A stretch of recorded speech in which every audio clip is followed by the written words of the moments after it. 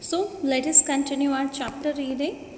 So here I had remembered it, but I had waited a long time to go there. Initially, after the liberation, I was absolutely not interested in all that stored stuff. Okay, stored stuff means the furniture and all the belongings, the mother's belongings. Here, the stored stuff. Okay, so the address was still in my mind. Okay, and I had waited for it for a long time, because after many years, it took a few years for finishing the war, and after that it took some more years to settle down the things, and then it was a condition. Now she was in the condition that she could visit the house again. So it took a long time, and after liberation means after the freedom, of course she lost her interest in all those stored stuff, and naturally I was also rather afraid of it. Okay, why she was afraid of it? Actually, she was afraid of it being confronted with things that had belonged to a connection that no longer existed, because she was afraid that the belongings of her mother would make her remember her mother so deeply that she might feel upset. That's why she was afraid to see all those belongings which were hidden away in the cupboards and the boxes, and waiting in vain until they were put back in their places again. The things, according to the narrator, what she was thinking, that the valuable things which were given to Mrs. Doldring, they might have been stored somewhere, they might have been kept in the cupboards or somewhere in the boxes, and they were in a safe hand, and they were going to get them. She was going to get them back, and they would be in a safe situation. Up to here, this was all in her mind. Okay, which had endured all those years because they were things. Okay, and the things were, they were waiting that somebody would come, and somebody would just take them along with it. But gradually, everything became more normal again. Bread was getting to be lighter color. This line has been used here, that the bread was getting lighter color, because when they left the house, they lived somewhere, and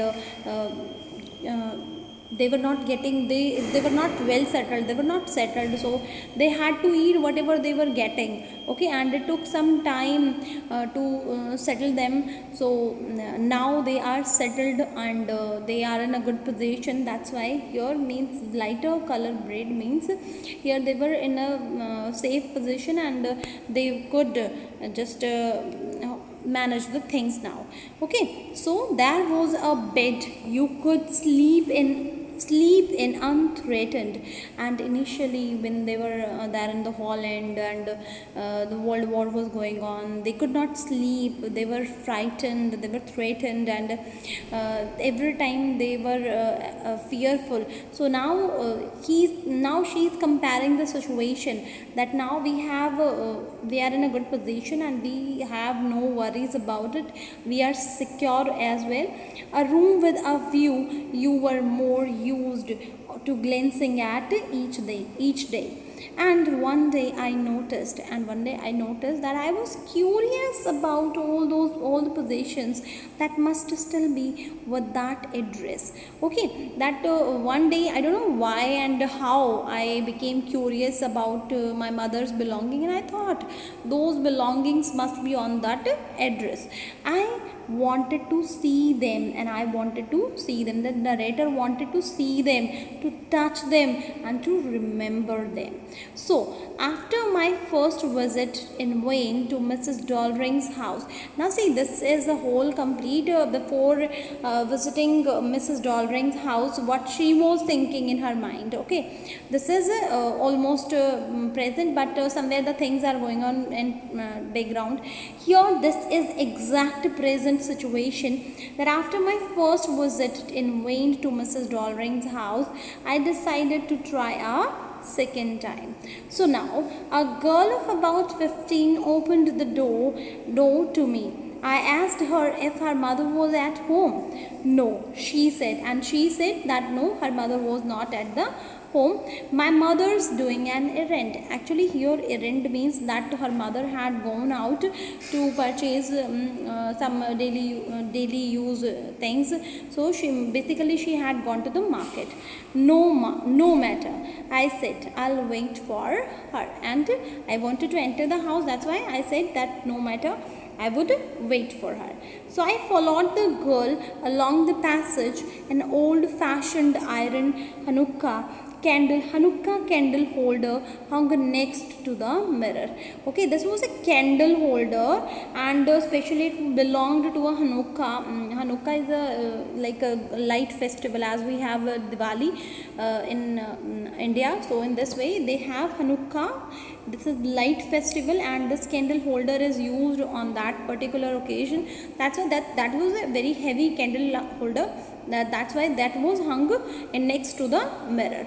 We never used it because it was much more cumbersome than a single candlestick.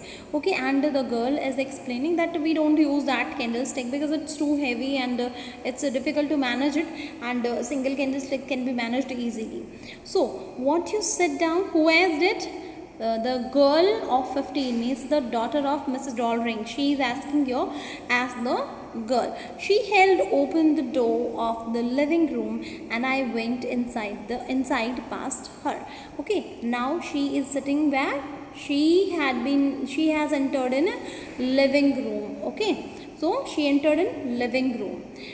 I stopped, horrified.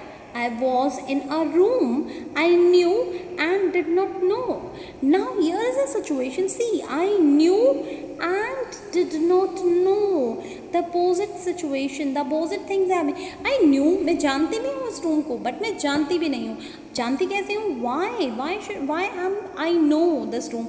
Because the things which were kept in the room, those were quite familiar to me, and I knew the things, but I did not know because this was a house of somebody else. How could I know? So that's why I knew and I did not know has been used here. I found myself in the midst of the things I did want to see again, but which oppressed me in the strange atmosphere. And these were the things which I wanted to see them again and here, but this all created a strange atmosphere for me, or because of the tasteless way everything was arranged. Maybe that the things have created a very strange atmosphere, or it may be that the tasteless manner which has been used to arrange the things, that stranger the atmosphere. Because of the ugly furniture or the muggy smell that hung there. Okay, and I could smell very bad smell there. I don't know, pungent से smell आती है किसी के घर से, तो वो वाली smell उनके घर से आ रही थी. So I don't know, but I scarcely dared to look around me. No, मैं नहीं जानती थी, but I scarcely looked.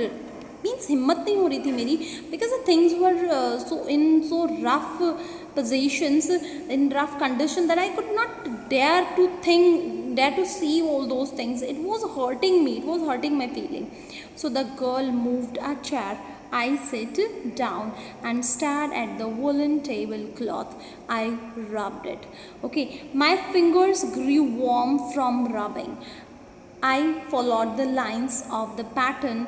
Somewhere on the edge there should be a burn mark, and then I started touching the tablecloth, and my fingers were getting warm, and I was just through this pattern. Somewhere I was just wanted to get the burn mark. Okay. So that had never been repaired. I was sure about it that if the things were arranged in tasteless manner, then the burn mark on the tablecloth would have never been repaired. So my mother will be back soon, the girl said. Okay, I've already made tea for her. Will you have a cup? Now she offered me a cup of tea. Thank you. I looked up. The girl put cups ready on the tea table. She had a broad back, just like her mother. This is her physical feature, like her mother, that her back was also broad. She poured tea from a white pot and क्या थोड़ी जो T pot है white colour के T pot से उसने चाय का cup में चाय डाली. All it had was a gold border on the lid and जो उसका केतली का ढक्कन था that had a golden color border. Okay, I remembered she opened a box and took some spoons out, and she opened the box. I remembered that box. That's a nice box. I heard my own voice. I said, okay, that's a nice box. I heard my own voice. Shows the strangeness of the environment. Okay, it was a strange voice, as though each sound was different in this room, and due to echo problem maybe that she herself was just feeling it, that her sound was completely strange, completely different. She was feeling it. So, oh, you know about them. She had turned round and brought me my tea. She laughed. My mother says it is an antique. We've got lots more. She pointed round the room. See for yourself. And now she Mrs. Dollring told her daughter that the box was an antique, but the daughter didn't believe that box could be an antique. So that's why she was just making a fun of that, and she showed the things around in the room, and she said to the narrator that look, we have some more antiques. Okay, I had no need to follow her finger, but I, who was quite familiar, in fact who was the owner of all those belongings, means for me there was no need to follow her finger. She was showing me, वो finger करके मुझे दिखा रही है, but मुझे क्या लगता था कि that मुझे इसी finger के साथ देखने की ज़रूरत नहीं है, because I knew which things she meant. Okay, that मुझे पता था that कौन सी चीज़ों की वो बात कर रही है. I just looked at the still life over the tea table. Still life over the tea table. Here the that cutlery she was talking about, the crockery she was talking about. As a child, I had always fancied the apple on the pewter plate. Pewter plate is a plate made of tin alloy. Okay, alloy, you might have heard about alloy, that mixture of metal and non-metal is called an alloy. So it's a tin alloy. This plate was made of tin alloy, and when she was a child, the narrator was a child, she was quite desired to draw some apple and something like that on that tin alloy plate. Okay, so we use it for everything, she said. Once we even ate off the plates hanging there on the wall. Once we've even ate off the plates hanging there on the wall. I wanted to so much, but wasn't anything special. And in fact, I was we were using those plates and all these on daily basis, and I was quite fond of eating in those plates, but I wanted so much now. But now when as an adult, if I look at those plates, then I find nothing was special in those plates. While she was a child, she was very fond of, but as an adult, when she looked at the plates, she found nothing special in those plates. So I had found the burn mark on the table cloth. Finally, I got the burn mark on the tablecloth. The girl looked questioningly at me. Now the girl was surprised that how could I know about the burn mark on the tablecloth. cloth. Yes, I said. You get so used to touching all these loving things in the house, you hardly look at them anymore. Okay, so I explained the things that you didn't find the burn mark on the tablecloth because you see the things on daily basis and you touch these lovely things on daily basis, so you hardly look at them anymore. That's why maybe you don't know about the things here. So you only notice when something is missing because it has to be repaired or because you have lent it, for example. And I just try to make her understand that अगर तुम्हारे घर में कोई चीज़ है तो तुम्हें इतना नहीं पता चलेगा, तुम्हें तभी पता चलेगा जब जब मिसिंग हो जाएगी या फिर वो तुम किसी को उधार दे देते हो, क्योंकि वो तब रिपेयर करनी होती है. ठीक है. Again, I heard the unnatural sound of my voice. Again, she was quite nervous, quite strange feelings were in her heart. She was full of so many strange feelings, and I went on. I remember my mother once asked me if I would help her polish the silver. It was a very long time ago, and now here again she goes in the background. Okay, that once she is remembering one incident when her mother asked her to polish the silver. It was a very long ago. Okay, I was probably bored that day on perhaps I had to stay at home because I was ill. I was ill and I had to stay at home. That's why I was feeling very bored, as she had never asked me before, and she never asked me to polish the things and all. But at that time, on that day especially, because I was feeling bored and I was ill too, so to divert my attention from my boredom, she might have given me that task. So I asked her which silver she meant, and she replied, surprised, that it was the spoons, forks, and knives, of course.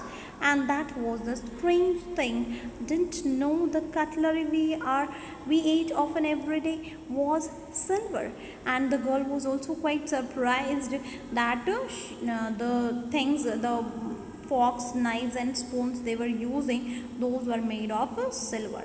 The girl laughed again. I bet you don't know it is either. I looked intently at her. What we eat with? She asked. Well, do you know? Now here this is a small conversation. The girl and the narrator, they are discussing that they are asking each other that did you know that these forks and knives and spoons, these were made of silver and all. So initially nobody knew about it. She hesitated. She walked to the sideboard and wanted to open a drawer. I'll look, it's in here. And when I asked her, well, that do you know that this is made of silver? When I asked her, okay, did you know? Then she was hesitated, and then she went sideboard and she opened a drawer. I jumped up.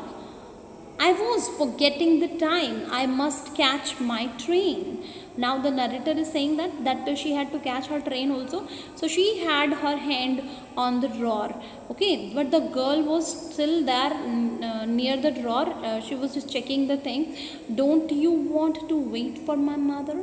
No, I must go. I walked to the door. The girl pulled the drawer open. I can't find my own way. Okay, I can find my own way. So the narrator, she said that okay, you just do whatever you are doing. I will find my own way. There is no need to be so much formal with me. Okay, so I'm leaving now. As I walked down the passage, I heard the jingling of spoons and forks. Jingling means एक sound होती है ना, जब हमारे चम्मचें बहुत सारी इकट्ठी हो जाती है तो उनको उठाते हैं रखते हैं. So वो वाली जो sound होती है वो होती है jingling sound of spoons and fork. So at the corner of the road, I looked at the nameplate, Macaroni Street. It said, I had been at number 46. The address was correct. Okay, and at the corner, मैंने corner पे देखा that I was in the Macaroni Street as my mother told me, and right now I had been in number 46. This address was correct, I was quite sure now, but now I didn't want to remember it anymore.